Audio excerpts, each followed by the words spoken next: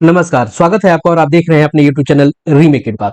प्रधान शिक्षकों के लिए वीडियो बहुत खास होने जा रहा है और इस वीडियो में हम खासकर 3 टॉपिक पे बात करेंगे और उसका विश्लेषण देंगे। वो टॉपिक आपको होंगे कि योगदान करते समय लगने वाले प्रपत्र कौन-कौन से हैं, उसे आप कहां से प्राप्त करेंगे, कहां से बनवाएंगे, क्योंकि सोशल मीडिया पे गजब-गजब के भ्रम और ज्ञान और अलग-अलग तरीके का विश्लेषण चल रहा है। उसके अलावा योगदान से पहले जो नियुक्ति पत्र, पदस्थापना पत्र और योगदान पत्र प्राप्त करने हैं, उसको प्राप्त करने के लिए आपको कौन-कौन से प्रपत्र लगेंगे, कौन-कौन से आपको प्रपत्र लेके जाने हैं। और तीसरा, जो नियुक्ति पत्र सोशल मीडिया के माध्यम से घूम रहा है, क्या वो फर्जी है या सही है। तो चलिए वीडियो को शुरू करते हैं। और वीडियो को शुरू करने से पहले आपसे आग्रह करेंगे, पहली बार चैनल पे है तो चैनल को सब्सक्राइब कीजिए, कंटेंट पसंद आता है तो इसे लाइक जरूर कीजिएगा। सबसे पहले आपके सामने जो दिख रहा है यह एक नियुक्ति पत्र है। सबसे पहला जवाब आपको देखते चलते हैं, यह नियुक्ति पत्र जो है, जो सोशल मीडिया पे अलग अलग प्लेटफॉर्म पर वायरल हो रहा है, यह फर्जी पत्र बिल्कुल नहीं है। कैसे फर्जी पत्र ये बिल्कुल नहीं है? क्योंकि कल तक विभाग के द्वारा यह जानकारी आई थी कि पत्र आपको जो अपलोड नहीं हुआ था पोर्टल पर, अब ये पत्र आज अपलोड हुआ है। इसकी टाइमिंग पे जरा हम ध्यान देंगे। टाइमिंग है इसका 18/7 यानी 18 जुलाई और 12:26 यानी आज ये पत्र आपको अपलोड हुआ है, उसके बाद से डाउनलोड होना शुरू हुआ है। क्योंकि बिटवीन की स्थिति में अभी नहीं है, अलग अलग जिलों में अलग अलग स्थान निर्धारित किए जा रहे हैं, बहुत सारे जगहों पे निर्धारित किए जा रहे हैं आपको ब्लॉक, और बहुत सारी जगहों पे निर्धारित किए जा रहे हैं जिला के कुछ केंद्र। चूंकि 19 तारीख और 20 तारीख को वितरण की बात है, 20 तारीख को चूंकि पुलिस भर्ती की परीक्षा भी चल रही है, इससे चीजें प्रभावित होने की संभावना भी। खैर ये अलग विषय है। आपको अपने जिले के जो भी ग्रुप्स है उस पर ध्यान देने की जरूरत है। आपको यह जानकारी मैं दे दूं कि जहां आपका पदस्थापन हुआ है वहीं आपको आपके नियुक्ति पत्र, पदस्थापन पत्र और योगदान प्रपत्र मिलेंगे। जी हाँ, ये इस चीज को गांठ बांध लीजिए। जहां भी कार्य कर रहे हैं वहां आपको नहीं मिलेगा, जहां पदस्थापित हुए हैं वहां मिलेगा। मतलब यदि आप सिवान में कार्य कर रहे हैं अभी और आप आ गए हैं मोतिहारी यानी पूर्वी चंपारण आ गए हैं, तो आपको मोतिहारी से मिलेगा। तो सोशल मीडिया के ग्रुप्स में आप जरूर इससे कनेक्ट रहें और वहां आप से जानकारी प्राप्त करें। खैर अब आते हैं, जब चूंकि ये पत्र जो है नियुक्ति पत्र ये फर्जी नहीं है, ये सही नियुक्ति पत्र है, तो पहले इसे प्राप्त करने के लिए कौन कौन से प्रपत्र आपको लेके जाने हैं उसे जानते हैं। उसके बाद हम जानेंगे कि योगदान के बारे में। पहले पत्र तो प्राप्त कर लें ताकि हमें योगदान करने की स्थिति बने। पहले पत्र प्राप्त करते हैं और उस पत्र में कौन कौन से प्रपत्र लगेंगे उसकी जानकारी हम, मुजफ्फरपुर ने बड़ा क्लियर इंस्ट्रक्शन दिया है, इसके पहले भी कई अलग अलग जिलों ने इंस्ट्रक्शन दिया है और वही मुख्य चीजें ही उन्होंने बताई है कि योगदान और ये नियुक्ति पदस्थापन के लिए आपको कौन कौन सी चीजें हैं। अब देखिए इन्होंने जो जगह बताई है, अब इस पॉइंट पे हम देखें, इस जगह पे उन्होंने प्रखंड संसाधन के यानी बीआरसी पर वो वितरण कर रहे हैं। अब वहां उन्होंने कहा है कि प्रखंड अंतर्गत आवंटित विद्यालय के प्रधान, यहीं से चीजें निकलती है कि आपके प्रखंड के अंतर्गत जो विद्यालय के आवंटित किए गए हैं उनके प्रधान का सफल काउंसलिंग प्रपत्र, यानी जो काउंसलिंग के समय आपको जो फाउंड करेक्ट वाला प्रपत्र था जिसको हम काउंसलिंग प्रपत्र कहते हैं, वह प्रवेश पत्र यानी बीपीएससी के माध्यम से जो प्रवेश पत्र, एडमिट कार्ड जिसको कहते हैं, एडमिट कार्ड यानी जिसके माध्यम से आपने परीक्षा दिया है वो, और उसके बाद आधार कार्ड, ये 3 चीजें लेकर यहां इन्होंने कहा है कि का सत्यापन करते हुए समेकन सूची कर हस्ताक्षर लेकर केवल अभ्यर्थी को ही उनका औपबंधिक नियुक्ति पत्र, विद्यालय पदस्थापन, योगदान प्रपत्र हस्तगत कराना सुनिश्चित करेंगे। तो आपको ये 3 चीजें लेके जानी है। कुछ जगह फोटो भी मांगे जा रहे हैं, लेकिन 3 चीजें जरूरी है, इसके बिना काम नहीं चलेगा। तो इन 3 चीजों को आप ले और जाएं और अपने ये तीनों के तीनों जो पत्र हैं उसे आप वहां से रिसीव करें। अब बात आती है, जब पत्र रिसीव कर लिया तो योगदान की बातें हैं। अब चलते हैं योगदान के लिए, जो चूंकि ये नियुक्ति पत्र है और इस प्रोविजनल अपॉइंटमेंट लेटर पे ही सारी चीजें लिखी गई है कि कौन कौन सी चीजें आपको योगदान के समय वहां समर्पित करनी है।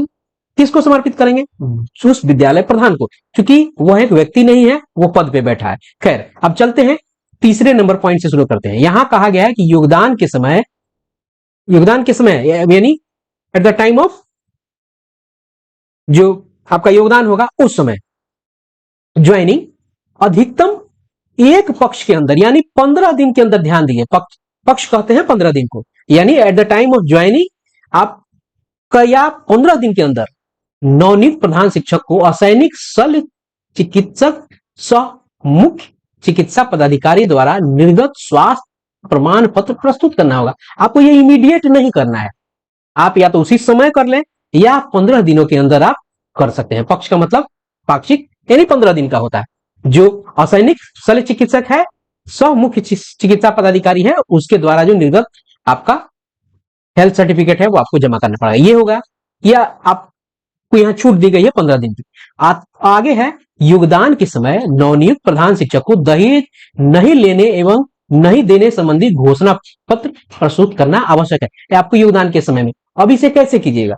क्या कहीं ऑफिस से मिलेगा? जी नहीं, ये स्व घोषणा है। आप एक सादे कागज पर लिख के कि मैं ये घोषणा करता हूं, अपना नाम इत्यादि लिख के कि मैं दहेज नहीं लूंगा न दूंगा, इसके लिए आपको अपनी घोषणा देनी पड़ेगी। उसके अलावा अगर हम देखें 5वें वाली बात को, नवनियुक्त प्रधान शिक्षकों को योगदान हेतु 21 से 26 की बात कही गई है, समय सीमा निर्धारित की गई है।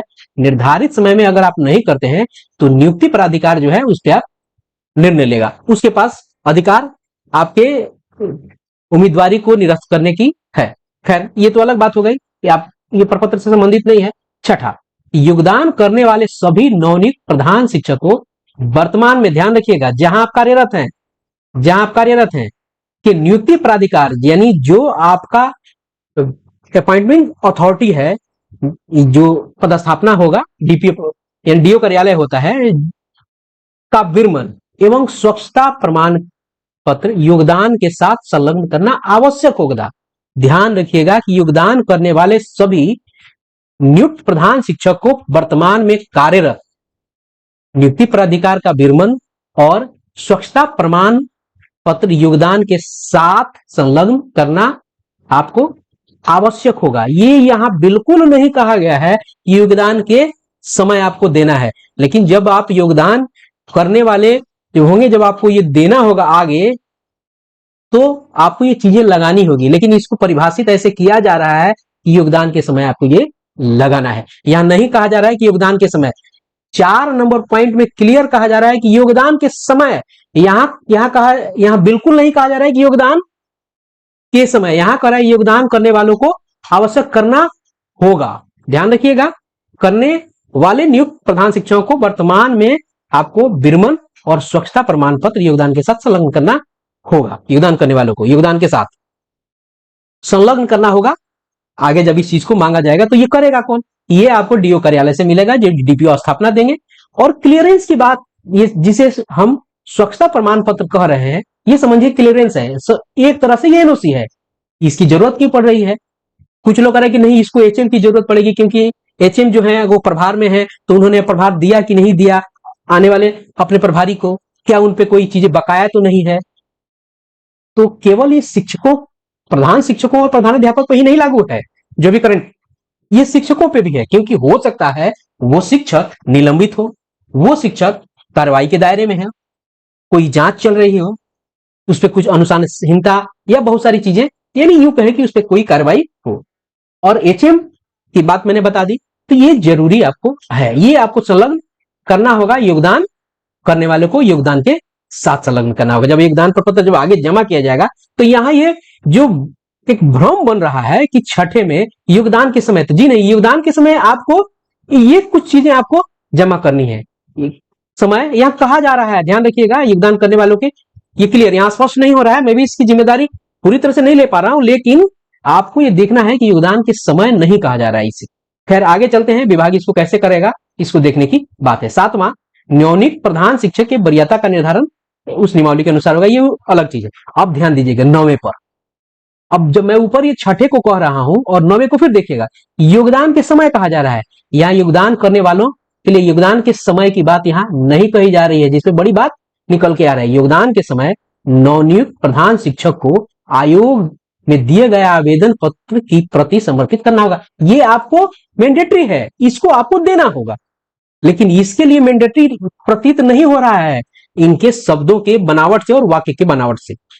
हो सकता है विभाग इसको कुछ परिभाषित कर ले, लेकिन जो शब्द ये वाक्य बनाए गए हैं इसमें ऐसे दिख नहीं रहा है और पत्र नहीं कह रहा है। उसके अलावा आपको नवनियुक्त प्रधान शिक्षक को विहित प्रपत्र में चल अचल संपत्ति का ब्यौरा और हस्ताक्षरित फॉर्म समर्पित करना है। तो ये भी नहीं कहा जा रहा है कि आपको योगदान के दिन ही करना है, आपको आगे समर्पित करना होगा।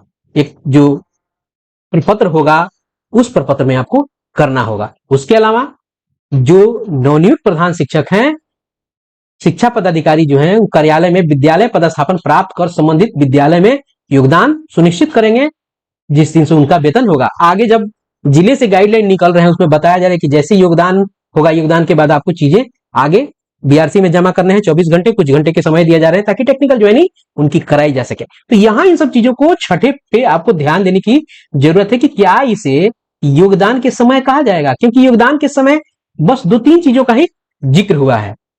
किसका जिक्र हुआ है?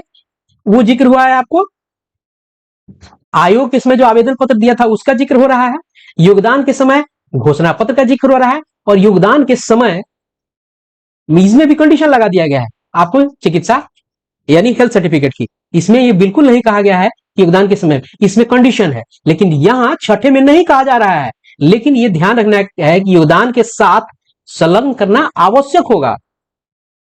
जब आप आगे इसको दीजिएगा विभाग में, आगे इसकी एंट्री करने के दीजिएगा, तो विभाग के पास आपको विरमण और स्वच्छता प्रमाण पत्र जाना आवश्यक होगा। तो ये है इस वीडियो के माध्यम से आप तक इंफॉर्मेशन जो पहुंचानी थी, जिसे मैंने इस तरीके से विश्लेषण किया जो आपके सामने है। आशा है आपको इससे लाभ होगा और आप इससे लाभान्वित होंगे। तो इस वीडियो में इतना ही, मिलते हैं जल्दी ही नए कंटेंट और नए इंफॉर्मेशन के साथ। अपना ख्याल रखें। जय हिंद।